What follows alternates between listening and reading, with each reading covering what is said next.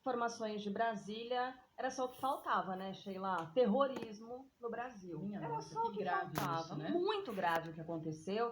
E a Polícia do Distrito Federal ainda faz buscas pelo segundo suspeito de planejar um atentado perto do aeroporto de Brasília. Quem está ao vivo conosco agora é ela, a maravilhosa Thalita Almeida, para trazer todas as atualizações, todos os detalhes. Por enquanto, é a Polícia Civil quem tem se manifestado, né, Thalita? E quem tem trazido todas as informações para a gente precisa disso para se sentir mais seguro. O que é que tem de novidade hoje? Bom dia, boa terça, Thalita. Bom dia, Carla, Sheila, o pessoal que nos acompanha também. Então, Carla, não tem muita novidade, né? A gente tinha ontem, inclusive, uma previsão de fala da Polícia Civil com os detalhes aí dessa investigação e o que eles disseram foi o seguinte: olha, a partir de agora corre em segredo de justiça, a gente não vai dar mais detalhes sobre o que está sendo feito, mas a operação e a investigação continua. Esse segundo suspeito, né, que você citou, é o Alan Diego Rodrigues. A gente não tem nem detalhes sobre quem seria esse Alan, se ele seria aqui de Brasília, qual ligação que teria com o George Washington, né, que foi aí o empresário preso, empresário do Pará preso ainda no sábado, né, devido à tentativa de explosão próximo ao aeroporto JK, aeroporto internacional aqui de Brasília. Então, esse Alan Diego Rodrigues, que é essa segunda pessoa que está sendo investigada. Só que o que a Polícia Civil também já adiantou ontem é que muito provavelmente, né, ele já deve estar inclusive fora da capital federal, mas as investigações continuam e ele sendo aí o principal alvo. O George Washington ainda, antes de ontem, desceu para o complexo penitenciário da Papuda. A gente tem transferências todas as terças e quintas, mas a Polícia Civil acabou adiantando aí essa transferência, segundo a corporação, por questões de segurança. Hoje a gente tem expectativa de um encontro importante aqui na capital federal, né? O encontro do governador Ibanez Rocha com o futuro ministro da Justiça, de Segurança Pública, perdão, Flávio Dino. Essa reunião deve ocorrer, a gente não tem um horário confirmado ainda, deve ocorrer por volta de 10 horas da manhã, e é justamente para tratar sobre o esquema de segurança no dia da posse. A gente já teve a fala de Flávio Dino dizendo que, olha, a posse vai acontecer de qualquer jeito, né? Não tem aí possibilidade de mudança do presidente eleito Lula não comparecer, mas a gente vai ter que rever o esquema de segurança. E é para essa finalidade, né, que vai ocorrer essa reunião agora às 10 da manhã. Ontem também tivemos encontros de outras autoridades aqui na capital federal, inclusive, né, o encontro do futuro ministro de Defesa de Lula, José Múcio Monteiro, se reunindo com o atual chefe da pasta, general Paulo Sérgio Nogueira.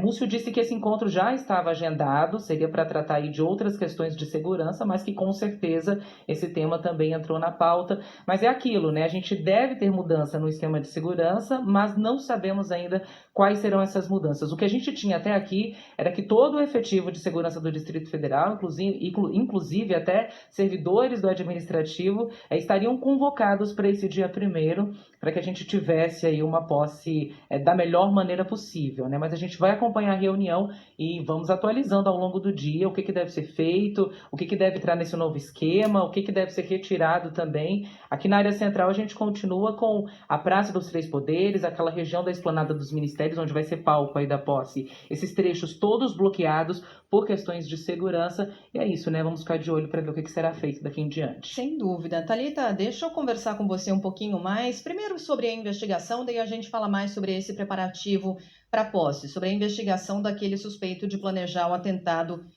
perto do aeroporto de Brasília. Muitas dúvidas dos nossos ouvintes em relação a essa segunda pessoa, esse segundo suspeito, não é?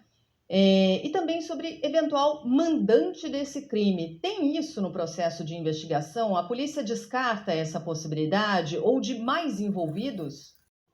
Envolvido, sim. A polícia não descarta essa possibilidade, tanto que o George, segundo a corporação, foi o primeiro preso, mas que outras pessoas que não tiveram os nomes citados aí também estão no alvo dessa investigação. É o que eles dizem que é muito prematuro ainda citar, né? De onde seria, como teria sido feito, como teria sido planejado esse ataque, né? Esse possível ataque.